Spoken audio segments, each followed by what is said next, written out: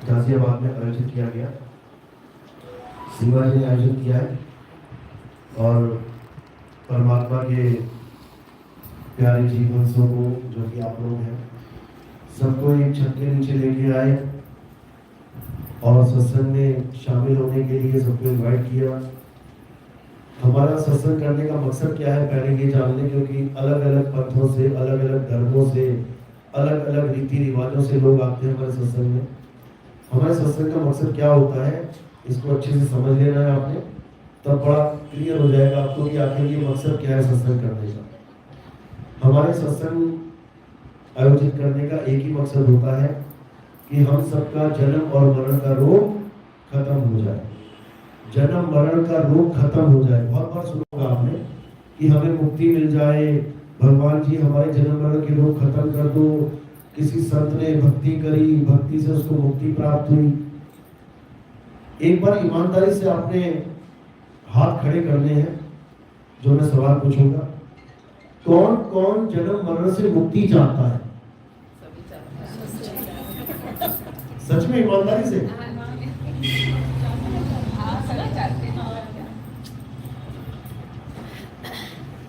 चलो बहुत अच्छी बात है, सबसे ज्यादा देर तक आपने रखा है, बहुत बढ़िया। ये संसार बहुत सुंदर है, हम लोग के रहने के लिए बनाया गया है, भगवान ने बनाया है। कौन कौन इस संसार का आनंद दोबारा लेना चाहता है? सच्चे दिल से हाथ लेंगे। अच्छा जी, क्या बात है, बहुत अच्छी बात है। अगर ये आपके दिमाग में है कि हमने दोबारा नहीं आना, लेकिन क्यों नहीं आना? जब भगवान ने ये दुनिया हमारे लिए बनाई है, क्या पता वो दोबारा बना के दोबारा भेज दे? क्या आप वहां पे कोई साइन करके आए हो कि बाबा जी मुझे भेज दो, गुरु जी मुझे भेज दो, संत जी मुझे भेज दो, भगवान जी मुझे भेज दो? सबको भेजा जा रहा है। आपको तो फिर भी अच्छी बात है इंसान जन्म में भेज दिया।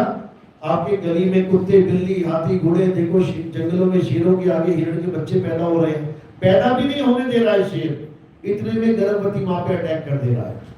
भागते भागते कई हिरनियों ने बच्चे दिए, वीडियो में आता है। बच्चा पैदा होकर वो गिरा पड़ा है और शेर ने माँ को दबोच लिया है। ऐसी दुर्दशा है इस जीव की कि कोई सोच भी नहीं सकता। लेकिन आप संसार में जाके पूछोगे कौन वापस आना चाहता है, आप देखोगे कि लगातार हाथ खड़े होते चले जाएंगे। कारण क्या है? कारण यह है कि उन्हें दुख समझ में ही नहीं आ रहा है। दुख क्या है?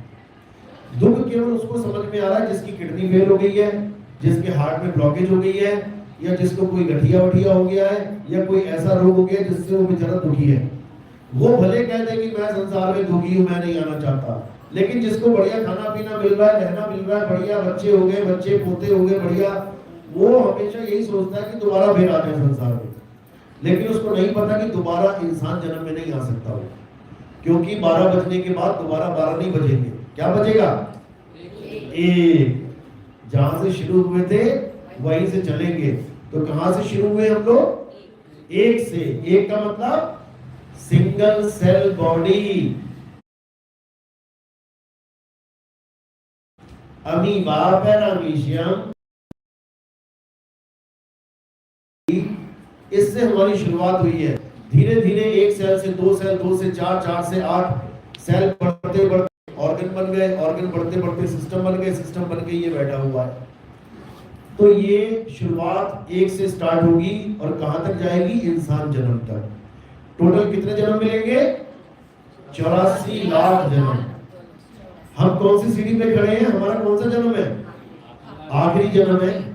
अगर ये जन्म निकल गया तो कहां जाएंगे? सीधे एक पे चले जाएंगे। अब क्या करना है? अब समझ लेना है। हम एक पे ना जाएं, इसके लिए क्या करना पड़ेगा?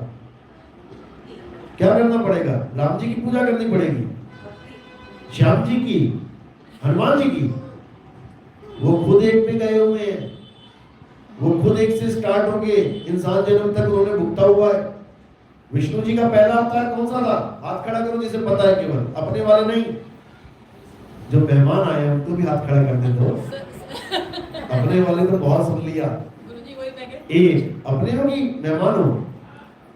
कह रही पता नहीं, कोई बात नहीं। आप लोग में से किसी को नहीं पता विष्णु जी का पहला अवतार? बोलो है क्या बोल रही? वरा अवतार, मानव, सुकर, नहीं गलत हो गया आपका। पहला अवतार कौन सा है? गर्भ से कहो हम हिंदू है, बस गर्भ से कहते रहो, पता कुछ नहीं है।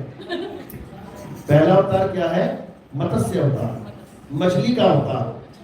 मछली का अवतार कब होता? जब 40 दिन लगातार बारिश हुई, उसके बाद एक बहुत बड़ा नाव बनाया गया, उस नाव को मछली ने पार लगाया, डूबने नहीं दिया। दूसरा अवतार था कुर्म अवतार, जब समुद्र मंथन हुआ तो किसकी पीठ पे रखा गया पहाड़? उसी कुर्म के, कछुए के। विष्णु जी का दूसरा अवतार था। तीसरा अवतार वरा अवतार, जो आप बता रहे हो, वो तीसरा अवतार था। तो वो खुद हमें संदेश दे रहे हैं कि भाई मैं भगवान होकर भी मछली बन रहा हूं, मैं भगवान होकर भी कछुआ बन रहा हूं, मैं भगवान होकर भी जंगली सुअर बन गया हूं। तो बनना चाहोगे जंगली सुअर? कोई भी नहीं। ऐसे बड़े बड़े दांत आ जाएंगे आगे, देखा है ना, ऐसे ही आ जाएंगे। अभी तो अंदर सुंदर लग रही हो, और जब बाहर को निकल आएंगे तो फिर काम खराब हो जाएगा। लेकिन तुम्हें संकेत मिल चुका है कि जब मैं बना हूं तो भाई तुझे भी बनना पड़ेगा। इसलिए क्या करें कि ये ना बनना पड़े? इसका केवल एक ही रास्ता है, उसी को बताने के लिए सत्संग किया जाता है। सत्संग का मतलब ये नहीं है कि भजन गा लिए, ढोलकियां बजा लिए और चले गए। अच्छी बात है, ढोलकी बजाने से लोग इकट्ठे होते हैं। अभी ऐसे जा रहे हो तो बीच में बैंड बजने लग जाए, कहीं पे कहीं ढोल बजने लग जाए, अभी खड़े होकर देखिए क्या हो रहा है, क्या हो रहा है। तो ये ढोलकी का मतलब क्या है कि आओ, बैठो, इकट्ठे हो जाओ। ढोलकी का मतलब ये नहीं ढोलकी का आनंद लेके घर को चले जाओ, फिर एक नंबर से शुरू हो जाएगा काम। यही शुरुआत है कि आओ संतो मेला कीजिए। आज यहाँ मेला लग गया, आओ संतो मेला कीजिए, खाली है तो भर भर लीजिए, और भरे हैं तो छट छट पीजिए। यानी क्या मकसद है हमारा? हमारा मकसद है सारे आओ, बैठो, हिंदू हो आओ, अरे मुसलमान है तुम भी आ जाओ भाई, सिख हो तुम भी आ जाओ, ईसाई हो तुम भी आ जाओ। सबका परमात्मा कितने हैं? 1 2 3 4 5, सबका मालिक एक है। सब बोल रहे हैं एक है, लेकिन जब पूजा करने की बारी आती है तो सबने अलग अलग मंदिर बना रखे हैं। यहाँ तक कि हिंदू धर्म वाले भी कहते हैं भगवान तो एक है, लेकिन अभी देखो गली में कितने मंदिर हैं? 5 7 10 20, वो भी अलग अलग भगवान हो गए। तो ये अलग अलग क्यों कर दिया तुमने? एक का ही बना दो। वो एक कौन है? क्यों नहीं बना पा रहे हो वो एक का? क्योंकि उसका कोई मंदिर है ही नहीं, बन ही नहीं सकता। परमात्मा का मंदिर देखा कभी? कभी परमात्मा का मंदिर देखा जहां लिखा हो परमात्मा? तो फिर एक एक क्यों कर रहे हो? कह रहे हो परमात्मा एक है, उसी का मंदिर नहीं बनाया तुमने, बाकी सारे बना डाले। राम जी का बना दिया, हनुमान जी का बना दिया, शंकर जी का बना दिया, माता का बना दिया, सबके बना दिए। यहाँ तक कि आप नेट पे सर्च करोगे कुटिया माता का मंदिर, वो भी बना हुआ है एमपी में। चुड़ैल माता का मंदिर, वो भी बन गया। बस एक परमात्मा का मंदिर कोई नहीं बना पाया, इसीलिए सब अलग अलग हुए पड़े। कारण यही है, परमात्मा का मंदिर बना हुआ है लेकिन तुम्हें दिख नहीं रहा। उसका मंदिर बना हुआ है लेकिन वो दिख नहीं रहा है। आपने बोला हमारे अंदर, आपके अंदर अभी कोई तलवार मारे ना गर्दन पे, अभी गर्दन अलग। इसका मतलब क्या किसी की ताकत है कि परमात्मा का मंदिर भी तोड़ सकता है? आपके घर की एक ईंट नहीं ला सकता कोई, लेकिन परमात्मा के मंदिर की गर्दनें उड़ा सकता है।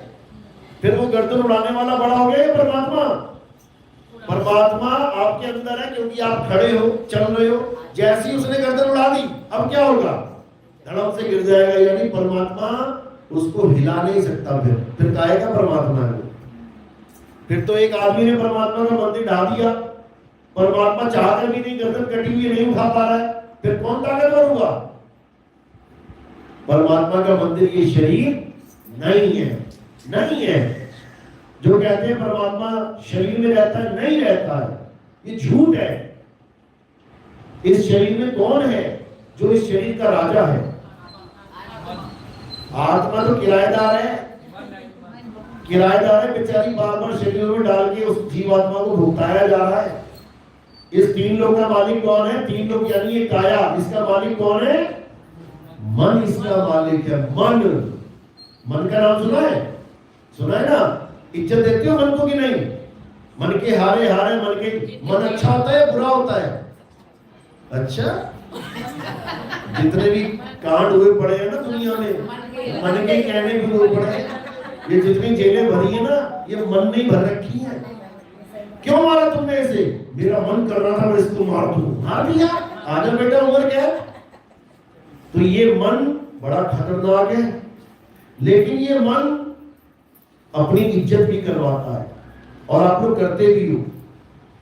आप अपने भाई का नाम ले लोगे, आप अपने पिता का भी नाम ले लोगे बिना श्री लगाए, लेकिन जब आप मन की बात करोगे तो आगे श्री लगवाता है। श्रीमन, श्रीमन, आगे नारायण। नारायण कौन नारायण बन गया? नारायण किसको बना दिया आपने? श्रीमन को, जो मन मति भ्रष्ट कर देता है, इसलिए मति के आगे क्या लगा दिया? श्रीमती। ये श्रीमन और श्रीमती है जो इस संसार को चला रहे हैं। इसी को हम मन और माया कहते हैं। ये मन और माया की नगरी है, ये 3 लोक की जेल है। ये मन क्या करता है? तुम्हें 1 नंबर से लेकर 84 लाख तक भुगताता है। ये बिल्कुल चिंता नहीं करता कि तुम अकेले कमाने वाले हो, तुम्हारी 5 लड़कियां ब्याहने वाली है, शादी करने वाली है, या खाने वाले 20 है, कमाने वाला 1 है, इसको रहने दे। नहीं, ये कभी भी तुम्हारी मौत का कारण बन जाएगा। इसने सृष्टि बनाई ऐसी है कि जो आया है वो मरेगा, चाहे तुम्हारा कितना ही प्यारा क्यों ना हो, उसने मरना ही है। क्यों? क्योंकि इस दुनिया में पैदा होते हैं किसके लिए? बस यही समझना। खेतों में फसल उगाई जाती है किस लिए? काट के खाने के लिए। इसी प्रकार इस धरती पर भी जितने प्राणी पैदा किए जा रहे हैं, किस लिए? मारने के लिए, खाने के लिए। अब इसको खाता कौन है? कौन खाता है? कहते भी हैं, कैसे एक्सीडेंट हो गया, 20 लोग काल के मुंह में चले गए। काल के मुंह में, काल के मुंह में क्यों बोला? खाता है तभी तो भाई। 4 रोटियां अगर तुम खा रहे हो तो मुंह में जाएंगी तुम्हारे। तो ये काल जो सबको खाने में लगा हुआ है, सुबह दोपहर शाम, एक भी समय, एक भी मिनट, एक भी सेकंड ऐसा नहीं है जब ये आराम करता हो। ये खाता ही रहता है 24 घंटे। किसी ना किसी को उसने मुंह में नहीं लेना है, दबोच ही लेना है। इसी काल से बचाने के लिए ये सत्संग हो रहा है। ये काल कौन है? ये काल क्या करता है? इसकी कितनी पावर है? इससे बचा कैसे जा सकता है? कहते हैं ना, अकाल मृत्यु वो बोले जो काम करे चंडाल का, और काल उसका क्या बिगाड़े जो भक्त है। यानी महाकाल के भक्तों का काल कुछ नहीं बिगाड़ सकता। केदारनाथ में गए थे महाकाल के भगत, केदारनाथ में गए थे महाकाल के भगत, खूब बोल बम करते गए थे, और एक जलजला आया तो महाकाल के भक्तों का क्या हुआ? पता भी नहीं लगा गए कहां। आज तक लाशें नहीं मिल रही है, आज तक। क्यों?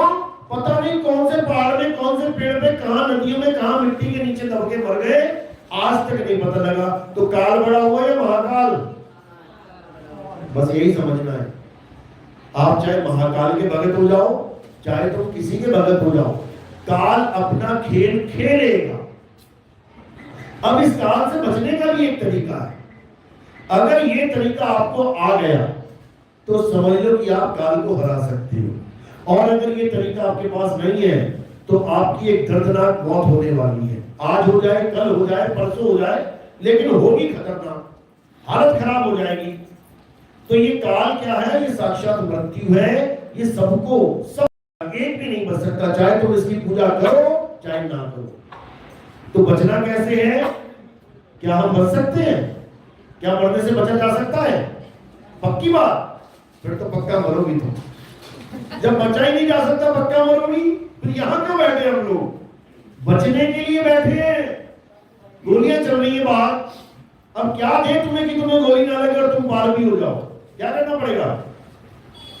एक बुलेट प्रूफ जैकेट पहनानी पड़ेगी, पूरा कवर कर देंगे तुम्हें। कोई कितनी गोलियां मारता है, तुम्हें हाथ नहीं लग सकता, तुम्हें गोली नहीं लग सकती। इसी प्रकार काल सबको मारेगा, ये निश्चित है। अरे महाकाल की बीवी को नहीं छोड़ा उसने, शंकर जी की घरवाली सती माता 6 महीने लेके घूमे उनको। नहीं घूमे तो बता दो।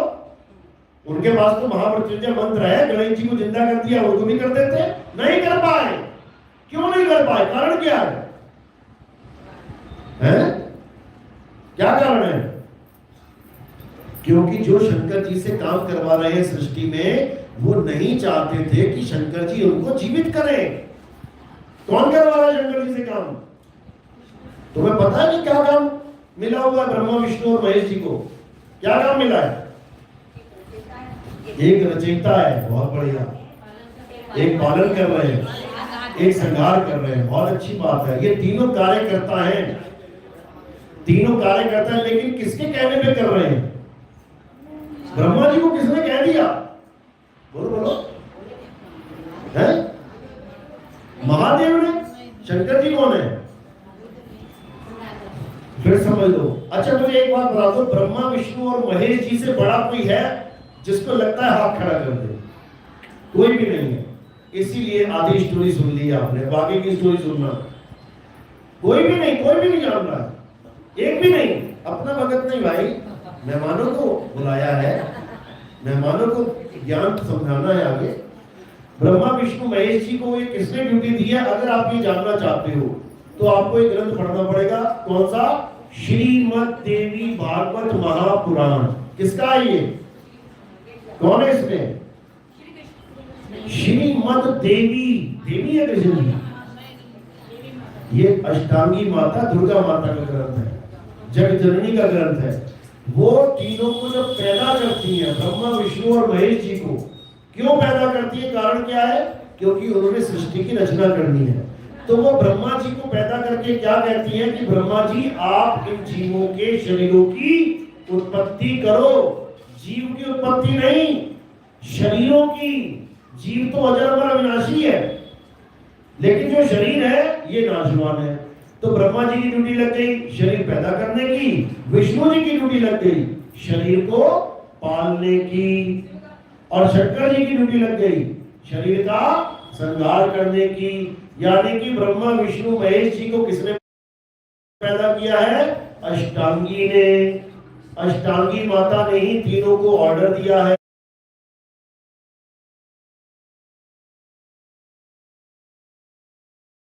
कि तुम ये तीनों काम करो। लेकिन किसके कहने पे? जब हम माता कहते हैं किसी को, इसका मतलब क्या होता है कि उसके जीवन में एक और बंदा है। कौन है वो? है पिता। बिना पिता के माता हो सकती है क्या?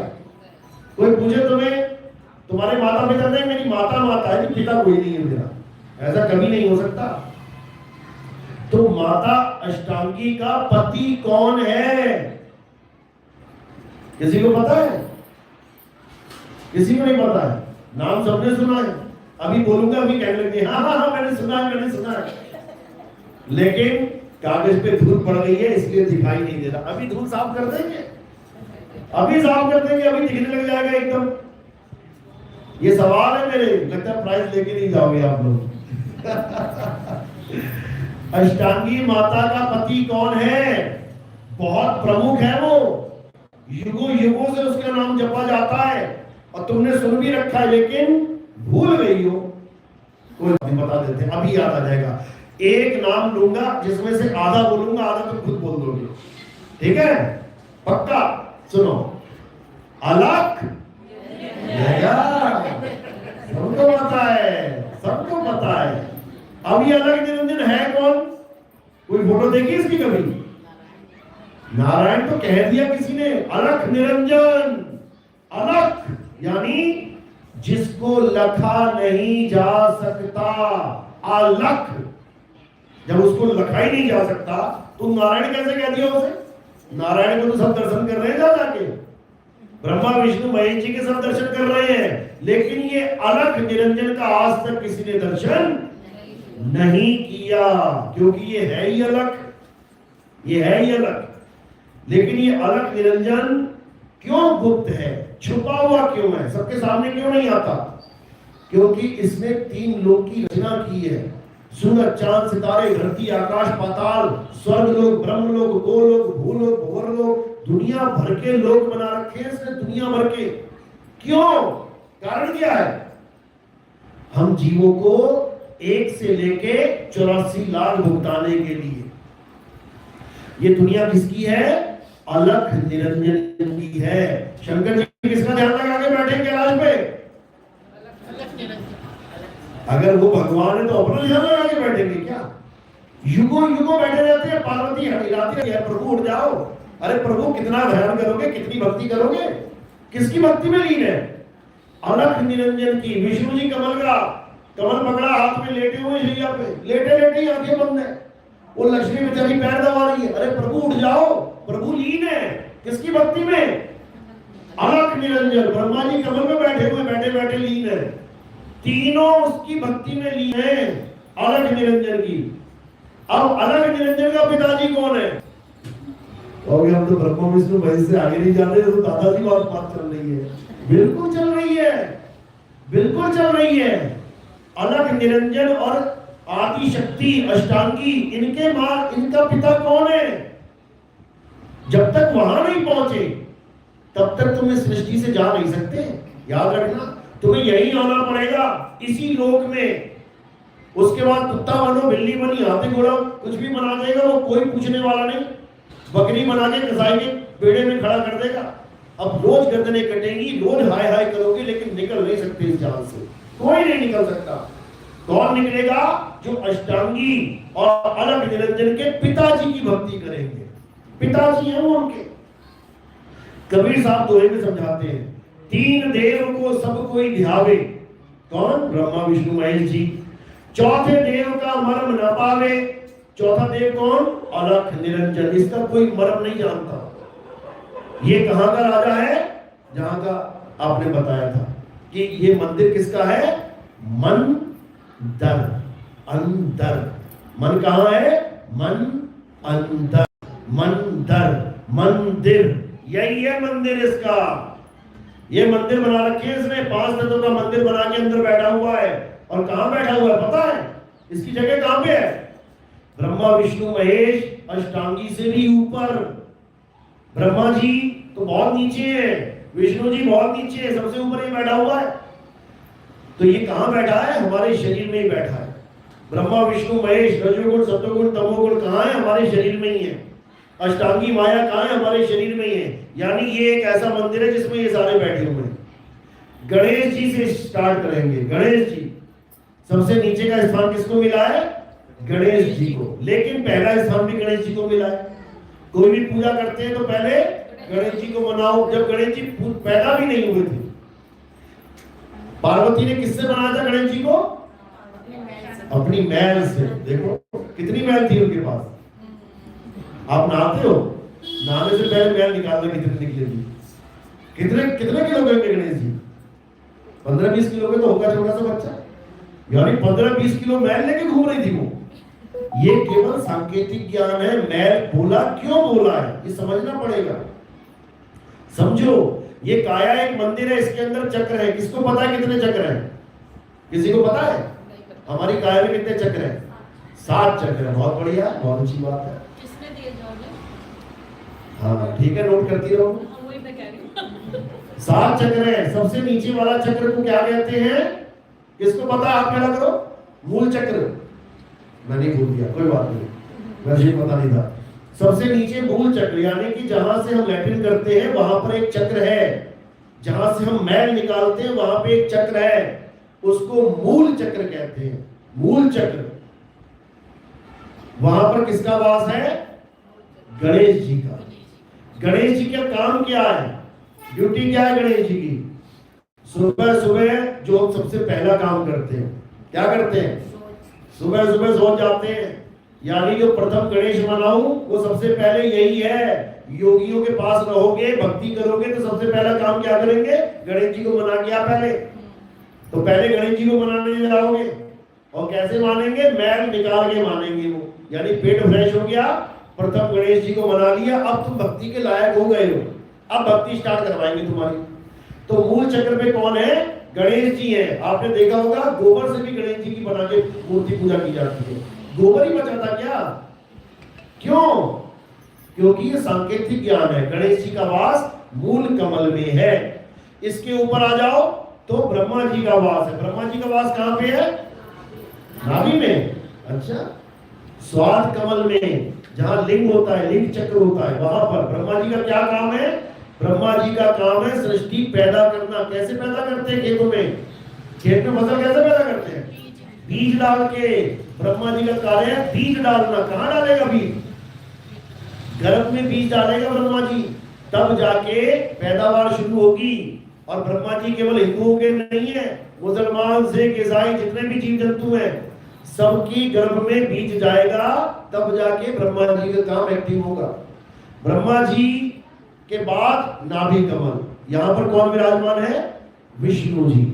विष्णु जी का काम है जो भी बच्चा गर्भ में आ गया उसको खाना दाना देना है। अब मुंह तो खुल नहीं सकता गर्भ में, तो विष्णु जी कैसे पालेंगे? एक पाइप लगा देते हैं नाभि में। हिंदू है, मुसलमान है, सिख है, कुत्ता है, बिल्ली है, कुछ भी है, उसको खाना देना विष्णु जी का काम है। अब इससे ऊपर कौन है? हृदय चक्र। हृदय चक्र में कौन विराजमान है? शंकर जी। शंकर जी का क्या काम है? श्रृंगार करना। शंकर जी का एक डमरू है, कैसे बजता है?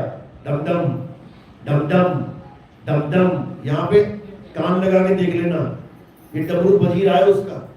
और जब तांडव होता है, यानी कि गुस्सा आ गया किसी को, यानी कोई नाश करना है, मारना है, काटना, फिर क्या चलेगा? डम डम। समझो, यही है, वो संकेत कर रहा है कि बेटा समय आ गया है। जब तक शंकर जी अपना काम पूरा ना कर दे, यानी कि दिल की धड़कन खत्म ना कर दे, तब तक कोई डॉक्टर डेथ सर्टिफिकेट नहीं दे सकता। यानी शंकर जी का काम है श्रृंगार करना, श्रृंगार के देवता है। तो श्रृंगार कब होगा? जब दिल रुक जाएगा। इससे ऊपर कौन बैठा है? इससे ऊपर अष्टांगी बैठी है माया। कहां पे? कंठ चक्र में। कंठ चक्र में जो माया बैठी है उसका क्या काम है? उसका काम है अपने पति की हर बात कह के बताना सामने वाले को। अब उसका पति कौन है? मन। मन ही निरंजन है, ये बोल नहीं सकता। तुम्हारे मन में कोई भी बात है तुम ना बोलो, सामने वाला जान नहीं सकेगा। अपने पति की हर बात ये कौन बता रही है? ये कंठ में बैठी माया, ये बता रही है मुझे ये चाहिए, मुझे वो चाहिए। इसके पति को चाहिए, इसके पति को। लेकिन पति को, अपने पति को क्या बोल रही है? जैसे आप लेडीज हैं, अब क्या कह रही हो अपने पति को? सुनो जी, मुझे ना एक नेकलेस चाहिए। अब वो कह रही है मुझे नेकलेस चाहिए, जबकि चाहिए किसे? मन को। तुम्हारे मन को नेकलेस चाहिए, तुम्हें नहीं चाहिए। समझ लो, सुबह उठ रही हो 4 बजे, क्यों? मन कह रहा है 4 बजे उठ जाओ।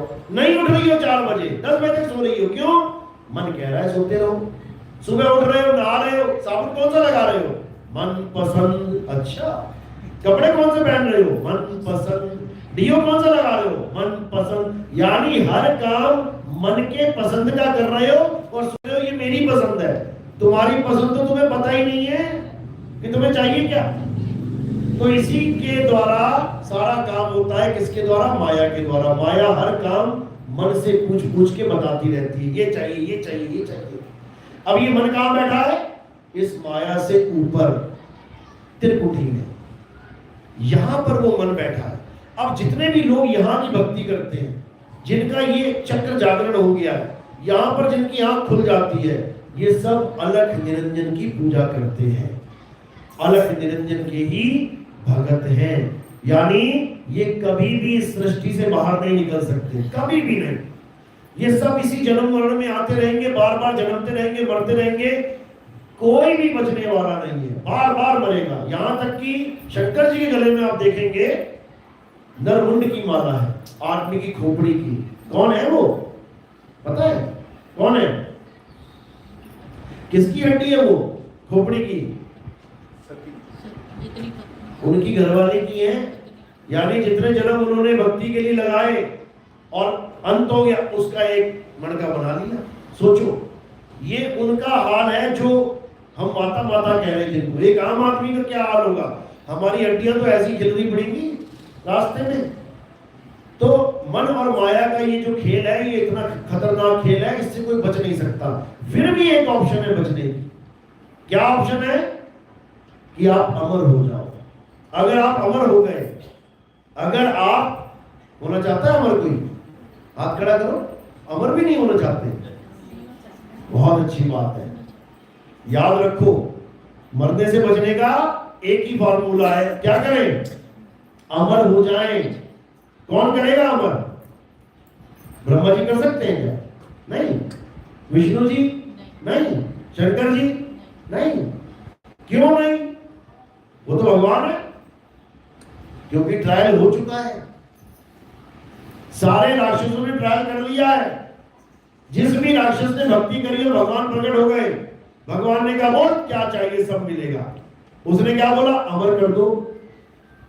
नहीं मिला, ये वरदान उसको नहीं मिला। इसका मतलब कोई अमर नहीं हो सकता, नहीं तो वो हो जाते। लेकिन तुम्हें जान के हैरानी होगी, तुम्हें जान के हैरानी होगी कि तुम पहले से ही अमर हो। आप पहले से ही अमर हो, लेकिन आपके दिमाग में ऐसा कीड़ा डाल दिया गया है कि तुम मरोगे मरोगे मरोगे मरोगे मरोगे, और तुमने मान लिया कि मैं मरूंगी। तो जो मान लेगा मैं मरूंगा, वो 101% मरेगा। मरेगा। ग्रंथ हमें चीख चीख के समझाते रहे कि तुम अमर हो। क्या बोल रहे हैं? ईश्वर अंश जीव अविनाशी, यानी तुम अमर हो, बस तुम अपने आप को जान नहीं रहे हो कि तुम अमर हो। हमने कैसे मान लिया कि हम अमर नहीं है? केवल और केवल इस शरीर के कारण। ये शरीर धारण करते ही हमने इस बात को मान लिया कि हमारी एक दिन मृत्यु होगी, गारंटी के साथ। जब हमने शरीर धारण नहीं किया था, तब हम अमर ही थे। और जैसे ही शरीर धारण किया, अब ये जन्म मरण का रोग लग गया। अब पक्का मरेंगे। अब बचने के लिए क्या करना है? हमें दोबारा से अमर होना है। कैसे होंगे दोबारा से अमर? जब हम अपने आप को जान जाएंगे कि हम हैं कौन। दो चीजें हैं तुम्हारे सामने, एक तो ये काया और एक आत्मा। ये काया पक्का मरेगी और आत्मा अमर है। हम काया नहीं है, काया हमने धारण की है। मैं कपड़ा नहीं हूं, कपड़ा मैंने धारण किया है। कपड़ा कहां मिला मुझे? दुकान पे। और ये शरीर कहां मिला हमें? कहां मिलता है शरीर? धारण करके आए ना। शरीर धारण करने का कौन सा स्थान है? कहां मिलता है? मां के गर्भ में। यानी जो भी मां के गर्भ में आ गया, वो शरीर धारण करके आना ही आना है उसने। अब करना क्या है? अब इन दोनों में से एक चुन लो। मैं शरीर रहना चाहूंगी या मैं आत्मा होना चाहूंगी। बस दो ही चीजें हैं। जो चाहता है कि मैं शरीर रहूं, वो शरीर की पूजा करना शुरू कर दो। राम जी का कर लो, हनुमान जी का कर लो, शंकर जी का कर लो, किसी का भी कर लो। और जो चाहता है कि मैं आत्मा हो जाऊं, अमर हो जाऊं, वो आत्मा की पूजा स्टार्ट कर दो। बस, और कुछ नहीं करना। यानी दो प्रकार के ज्ञानी आएंगे आपके जीवन में, दो प्रकार के गुरु आएंगे। एक वो जो तुम्हें भी तन बना के छोड़ देंगे कि तुम औरत हो, आदमी हो, बच्चा हो, बूढ़ा हो। और एक वो जो तुम्हें आदमी औरत रहने नहीं देंगे कि तू एक आत्मा है, तू अपने आप को पहचान। इसी का ज्ञान गीता में समझाया गया कि हे अर्जुन, अध्याय 3 17वां श्लोक, जो अपनी आत्मा में रमण करते हैं, जो अपनी आत्मा में तृप्त हैं, जो अपनी आत्मा में संतुष्ट हैं, उनके लिए कोई धार्मिक कर्म कर्तव्य लागू ही नहीं होता। धार्मिक कर्म कर्तव्य क्या होते हैं? मंदिर जाना, मस्जिद जाना, गुरुद्वारे जाना, चर्च जाना, पूजा पाठ करना, हवन करना, यज्ञ करना, परिक्रमा करना, दुनिया भर के कर्म कांड जितने भी हैं, ये धार्मिक कर्म कर्तव्य हैं। ये कौन लोग करें? जो छोटे लेवल के बच्चे हैं, अभी शुरुआती ज्ञान है जिनका। जैसे आंगनबाड़ी में कोई बच्चा गया तो वहां पे क्ले मिट्टी के सेब, संतरे, चीकू, अनार उसको दिखाने के लिए बना दिए जाते हैं। और बच्चे को कहते हैं क्या है ये? बच्चा कहता है केला है, अंगूर है, संतरा है। लेकिन एक बड़े बच्चे को वही केला, अंगूर, संतरा पकड़ा दिया जाए और उससे पूछा जाए क्या है ये, वो क्या कहेगा? मिट्टी है। वो केला थोड़ी नहीं बोल देगा उसको। बस इसी प्रकार जो आंगनबाड़ी है वो भी जरूरी है, वो भी शुरुआत के लिए बहुत। एक डॉक्टर को पूछो आपने पढ़ाई की शुरुआत कैसे करी, क्या बताएगा? मैंने सीधे पैदा होते एमबीबीएस में एडमिशन ले लिया। नहीं बोलेगा। क्या बोलेगा? मैंने LKG करी, UKG करी, नर्सरी करी, ये सब करते करते मैं आया यहाँ तक। इसी प्रकार हम सब भी ये सब कर रहे हैं, मंदिर जा रहे हैं, मस्जिद जा रहे हैं, गुरुद्वारे जा रहे हैं, चर्च जा रहे हैं, यानी ये हमारी बिल्कुल फर्स्ट क्लास है। लेकिन हम सारी उम्र इसमें रह के मुक्ति प्राप्त कर लें, ऐसा नहीं हो सकता। इसीलिए गीता में बार बार ये समझाया गया, हे अर्जुन आत्मा को जान। आत्मा को सुना भी होगा आपने, हे अर्जुन आत्मा को ना तो कोई शस्त्र काट सकता है, ना अग्नि जला सकती है, ना वायु सुखा सकती है, ना जल भिगो सकता है। आखिर ये बताने की जरूरत क्या है? वहां युद्ध चल रहा है, तलवार मारो, तीर मारो, समझ में आता है। आत्मा के बारे में बताना शुरू कर दिया, कारण क्या है? क्योंकि कृष्ण जी आत्मज्ञान समझाना चाहते थे कि आत्म तत्व को जान, आत्म तत्व से ही होगा कल्याण। लेकिन आत्मा को ना जानने के कारण सबके सब शरीरों में उलझ के रह गए। कोई राम जी के शरीर की पूजा करने लग गया, कोई कृष्ण जी के शरीर की पूजा करने लग गया, कोई दुर्गा जी के, कोई किसी के, कोई किसी के। आत्मा को जान ही नहीं पाए। इसलिए बार बार कृष्ण जी को आत्मा के बारे में गीता में समझाना पड़ा कि भाई आत्म तत्व को जान, तभी होगा कल्याण। तो उसके लिए क्या बोला? उसके लिए ये नहीं बोला कि मंदिर जाके राधे राधे करो, राम राम करो, हरे कृष्णा हरे राम करो, ये तुम्हारा शुरुआती ज्ञान है। इसके लिए क्या बोला? अध्याय 4 34वां श्लोक, हे अर्जुन अगर तुम सत्य को जानना चाहते हो कि दुनिया में सत्य है तो है क्या, अगर तुम आत्मा को जानना चाहते हो क्योंकि आत्मा ही सत्य है, तो तुम ऐसे तत्वदर्शी संत की शरण में जाओ जिसको दोनों प्रकार के तत्वों का ज्ञान है, यानी असत्य का भी ज्ञान है और सत्य का भी ज्ञान है। जैसे देखने में पीतल और सोना दोनों एक से लगते हैं, और इतना चमकदार हो जाता है पीतल एक टाइम पे कि बंदा पहचान ही नहीं सकता कि ये सोना है कि पीतल है। ये कहां पकड़ा जाता है? सुनार की दुकान पे पकड़ा जाता है। वहां चला के दिखाओ, सोने की बाली की जगह पीतल की बाली बेच के दिखाओ जरा, तुम्हें बताएगा वो। क्यों? क्योंकि दोनों प्रकार के तत्वों का ज्ञान है, झूठ का भी और सच का भी। इसी प्रकार जो सद्गुरु होते हैं वो दोनों प्रकार के तत्वों का ज्ञान रखते हैं। झूठ को तुम्हारे जीवन से निकाल देते हैं और सत्य को तुम्हें ग्रहण करवा देते हैं। जब तुम झूठ को त्याग के, यानी कि संसार को हटा के आत्मा को जान लेते हो, जब तुम आत्मा का ध्यान धरते हो, तो तुम क्या हो जाते हो? आत्मा ही हो जाते हो। क्यों? क्योंकि ये प्रकृति का नियम है, जो जिसका ध्यान करेगा वैसा ही हो जाएगा। और सबसे खतरनाक ध्यान कब है? अंत समय में। अगर आपने अंत समय में गलत ध्यान कर लिया तो याद रखो आपको ऐसी जगह पहुंचा दिया जाएगा कि आप सोच भी नहीं सकते। जड़ भरत नाम का एक ऋषि था, सारी उम्र राम राम राम राम ओम नमः शिवाय करता था, सारी उम्र वेद पढ़ता रहा, पुराण पढ़ता रहा, भजन करता रहा, बुढ़ा हो गया, बूढ़ा हो गया बिल्कुल। तो क्या हुआ? एक दिन एक हिरण आ गया उसके आश्रम में। हिरण का बच्चा उसने पाल लिया, सुनी हुई ना कहानी, उसने पाल लिया। अच्छा किया बुरा किया? अच्छा किया, जीव को सहारा दे रहा है बेचारा। वो हिरण बेचारा छोटा सा शेर खा जाएगा, उसे बचा रहा है, उसको पाल लिया, खिलाए पिलाए, खूब प्यार करे। अच्छी है बात की बुरी बात है? अच्छी बात है। इतना ज्यादा प्यार हो गया कि 24 घंटे उसके बारे में सोच रहा है, उसका कल्याण कैसे हो, खाना पीना सही समय पे मिल रहा है कि नहीं, सब कुछ कर रहा है। एक दिन बैठा बैठा बैठा भजन करते करते, ध्यान करते करते मौत आ गई। जब मौत सामने आ गई कि भाई चलो तुम्हारा समय हो गया, अब क्या कर रहा है? अब हिरण के बच्चे को याद कर रहा है। अरे उसका क्या बनेगा, कोई जानवर ना खा जाए उसको, ऐसा ना हो जाए, वैसा ना हो जाए। उसके बारे में अच्छा सोच रहा है कि बुरा? अच्छा सोच रहा है, लेकिन उसका फल क्या मिला?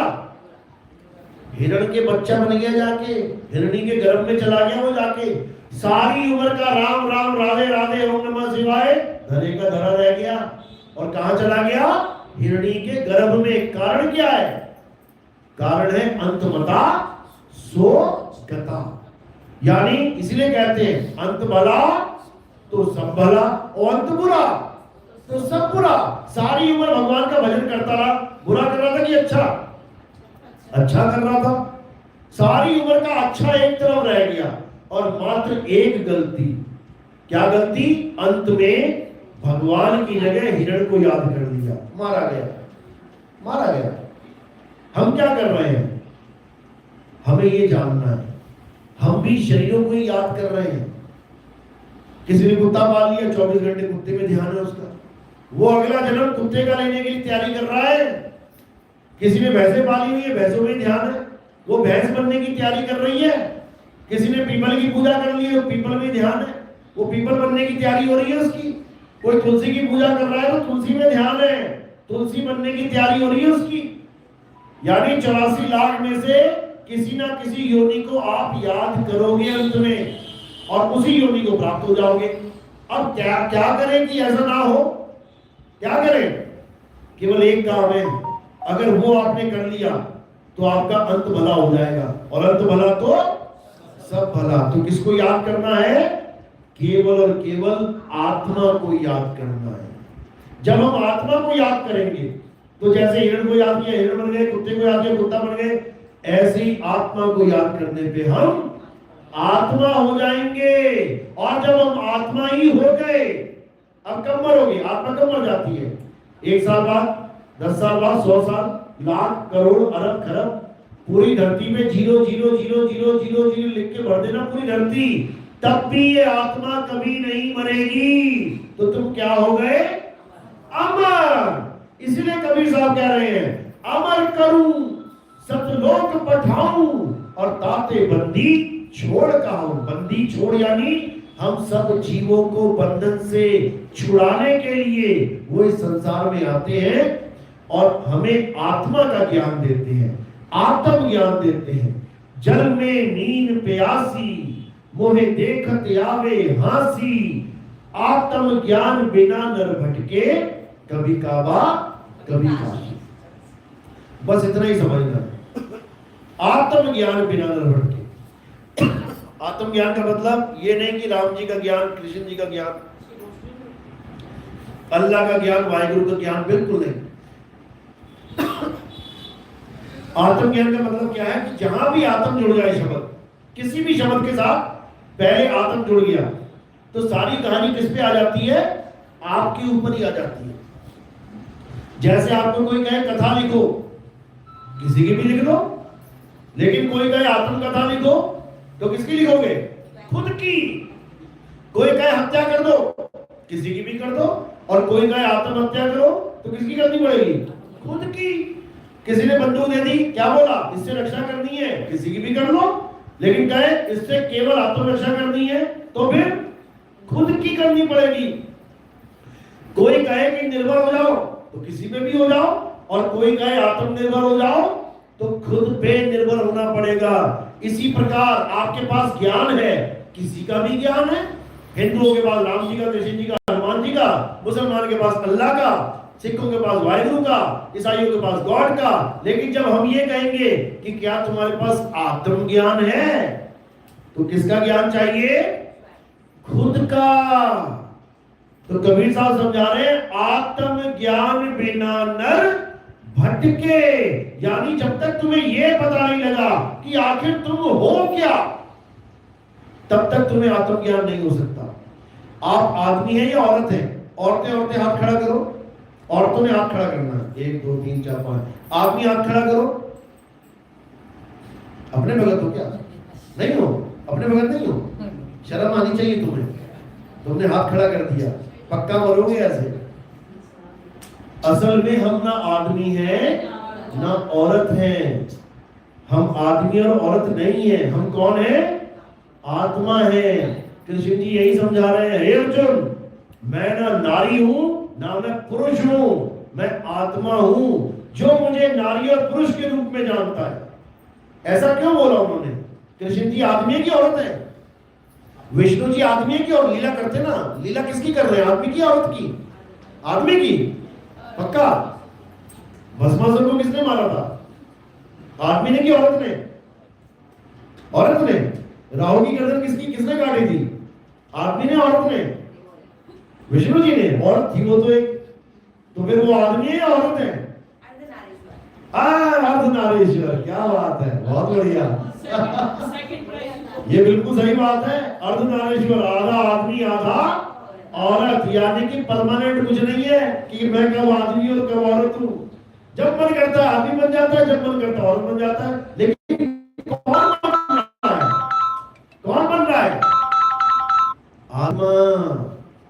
ये आत्मा है। बच्चा पैदा होता है ना, गीता में समझाया गया कि हे अर्जुन, अध्याय 3 17वां श्लोक, जो अपनी आत्मा में रमण करते हैं, जो अपनी आत्मा में तृप्त हैं, जो अपनी आत्मा में संतुष्ट हैं, उनके लिए कोई धार्मिक कर्म कर्तव्य लागू ही नहीं होता। धार्मिक कर्म कर्तव्य क्या होते हैं? मंदिर जाना, मस्जिद जाना, गुरुद्वारे जाना, चर्च जाना, पूजा पाठ करना, हवन करना, यज्ञ करना, परिक्रमा करना, दुनिया भर के कर्म कांड जितने भी हैं, ये धार्मिक कर्म कर्तव्य हैं। ये कौन लोग करें? जो छोटे लेवल के बच्चे हैं, अभी शुरुआती ज्ञान है जिनका। जैसे आंगनबाड़ी में कोई बच्चा गया तो वहां पे क्ले मिट्टी के सेब, संतरे, चीकू, अनार उसको दिखाने के लिए बना दिए जाते हैं, और बच्चे को कहते हैं क्या है ये? बच्चा कहता है केला है, अंगूर है, संतरा है। लेकिन एक बड़े बच्चे को वही केला, अंगूर, संतरा पकड़ा दिया जाए और उससे पूछा जाए क्या है, वो क्या कहेगा? मिट्टी है। वो केला थोड़ी नहीं बोल देगा उसको। बस इसी प्रकार जो आंगनबाड़ी है वो भी जरूरी है, वो भी शुरुआत के लिए बहुत। एक डॉक्टर को पूछो आपने पढ़ाई की शुरुआत कैसे करी, क्या बताएगा? मैंने सीधे पैदा होते एमबीबीएस में एडमिशन ले लिया। नहीं बोलेगा। क्या बोलेगा? मैंने एलकेजी करी, यूकेजी करी, नर्सरी करी, ये सब करते करते मैं आया यहाँ तक। इसी प्रकार हम सब भी ये सब कर रहे हैं। मंदिर जा रहे हैं, मस्जिद जा रहे हैं, गुरुद्वारे जा रहे हैं, चर्च जा रहे हैं, यानी ये हमारी बिल्कुल फर्स्ट क्लास है। लेकिन हम सारी उम्र इसमें रह के मुक्ति प्राप्त कर लें, ऐसा नहीं हो सकता। इसीलिए गीता में बार बार ये समझाया गया, हे अर्जुन आत्मा को जान। आत्मा को सुना भी होगा आपने। हे अर्जुन, आत्मा को ना तो कोई शस्त्र काट सकता है, ना अग्नि जला सकती है, ना वायु सुखा सकती है, ना जल भिगो सकता है। आखिर ये बताने की जरूरत क्या है? वहां युद्ध चल रहा है, तलवार मारो, तीर मारो, समझ में आता है। आत्मा के बारे में बताना शुरू कर दिया। कारण क्या है? क्योंकि कृष्ण जी आत्मज्ञान समझाना चाहते थे कि आत्म तत्व को जान, आत्म तत्व से ही होगा कल्याण। लेकिन आत्मा को ना जानने के कारण सबके सब शरीरों में उलझ के रह गए। कोई राम जी के शरीर की पूजा करने लग गया, कोई कृष्ण जी के शरीर की पूजा करने लग गया, कोई दुर्गा जी के, कोई किसी के, कोई किसी के। आत्मा को जान ही नहीं पाए। इसीलिए बार बार कृष्ण जी को आत्मा के बारे में गीता में समझाना पड़ा कि भाई आत्म तत्व को जान, तभी होगा कल्याण। तो उसके लिए क्या बोला? उसके लिए ये नहीं बोला कि मंदिर जाके राधे राधे करो, राम राम करो, हरे कृष्णा हरे राम करो। ये तुम्हारा शुरुआती ज्ञान है। इसके लिए क्या बोला? अध्याय 4 34वां श्लोक, हे अर्जुन, अगर तुम सत्य को जानना चाहते हो कि दुनिया में सत्य है तो है क्या, अगर तुम आत्मा को जानना चाहते हो क्योंकि आत्मा ही सत्य है, तो तुम ऐसे तत्वदर्शी संत की शरण में जाओ जिसको दोनों प्रकार के तत्वों का ज्ञान है, यानी असत्य का भी ज्ञान है और सत्य का भी ज्ञान है। जैसे देखने में पीतल और सोना दोनों एक से लगते हैं, और इतना चमकदार हो जाता है पीतल एक टाइम पे कि बंदा पहचान ही नहीं सकता कि ये सोना है कि पीतल है। ये कहां पकड़ा जाता है? सुनार की दुकान पे पकड़ा जाता है। वहां चला के दिखाओ, सोने की बाली की जगह पीतल की बाली बेच के दिखाओ जरा, तुम्हें बताएगा वो। क्यों? क्योंकि दोनों प्रकार के तत्वों का ज्ञान है, झूठ का भी और सच का भी। इसी प्रकार जो सद्गुरु होते हैं वो दोनों प्रकार के तत्वों का ज्ञान रखते हैं। झूठ को तुम्हारे जीवन से निकाल देते हैं और सत्य को तुम्हें ग्रहण करवा देते हैं। जब तुम झूठ को त्याग के, यानी कि संसार को हटा के आत्मा को जान लेते हो, जब तुम आत्मा का ध्यान धरते हो, तो तुम क्या हो जाते हो? आत्मा ही हो जाते हो। क्यों? क्योंकि ये प्रकृति का नियम है, जो जिसका ध्यान करेगा वैसा ही हो जाएगा। और सबसे खतरनाक ध्यान कब है? अंत समय में। अगर आपने अंत समय में गलत ध्यान कर लिया तो याद रखो आपको ऐसी जगह पहुंचा दिया जाएगा कि आप सोच भी नहीं सकते। जड़ भरत नाम का एक ऋषि था, सारी उम्र राम राम राम राम ओम नमः शिवाय करता रहा, सारी उम्र वेद पढ़ता रहा, पुराण पढ़ता रहा, भजन करता रहा, बुढ़ा हो गया, बूढ़ा हो गया बिल्कुल। तो क्या हुआ? एक दिन एक हिरण आ गया उसके आश्रम में। हिरण का बच्चा उसने पाल लिया। सुनी हुई ना कहानी? उसने पाल लिया। अच्छा किया बुरा किया? अच्छा किया, जीव को सहारा दे रहा है बेचारा। वो हिरण बेचारा छोटा सा शेर खा जाएगा, उससे बचा रहा है। उसको पाल लिया, खिलाए पिलाए, खूब प्यार करे। अच्छी है वो बात की बुरी बात है? अच्छी बात है। इतना ज्यादा प्यार हो गया कि 24 घंटे उसके बारे में सोच रहा है, उसका कल्याण कैसे हो, खाना पीना सही समय पे मिल रहा है कि नहीं, सब कुछ कर रहा है। एक दिन बैठा बैठा बैठा भजन करते करते, ध्यान करते करते मौत आ गई। जब मौत सामने आ गई कि भाई चलो तुम्हारा समय हो गया, अब क्या कर रहा है? अब हिरण के बच्चे को याद कर रहा है। अरे उसका क्या बनेगा, कोई जानवर ना खा जाए उसको, ऐसा ना हो जाए वैसा ना हो जाए। उसके बारे में अच्छा सोच रहा है कि बुरा? अच्छा सोच रहा है, लेकिन उसका फल क्या मिला? हिरण के बच्चा बन गया, जाके हिरणी के गर्भ में चला गया वो जाके। सारी उम्र का राम राम राधे राधे ओम नमः शिवाय धरे का धरा रह गया। और कहां चला गया? हिरणी के गर्भ में। कारण क्या है? कारण है अंतमता सो गता। यानी इसलिए कहते हैं अंत भला तो सब भला और अंत बुरा तो सब बुरा। सारी उम्र भगवान का भजन करता रहा, बुरा कर रहा था कि अच्छा? अच्छा कर रहा था। सारी उम्र का अच्छा एक तरफ रह गया और मात्र एक गलती। क्या गलती? अंत में भगवान की जगह हिरण को याद कर दिया, मारा गया, मारा गया। हम क्या कर रहे हैं? हमें ये जानना है, हम भी शरीरों को ही याद कर रहे हैं। किसी ने कुत्ता पाल लिया, 24 घंटे कुत्ते में ध्यान है उसका, वो अगला जन्म कुत्ते का लेने के लिए तैयारी कर रहा है। किसी ने भैंसे पाली हुई है, भैंसों में ध्यान है, वो भैंस बनने की तैयारी कर रही है। किसी ने पीपल की पूजा कर ली है, वो पीपल में ध्यान है, वो पीपल बनने की तैयारी हो रही है उसकी। कोई तुलसी की पूजा कर रहा है तो तुलसी में ध्यान है, तुलसी बनने की तैयारी हो रही है उसकी। यानी 84 लाख में से किसी ना किसी योनि को आप याद करोगे अंत में, और उसी योनि को प्राप्त हो जाओगे। अब क्या क्या करें कि ऐसा ना हो? क्या करें?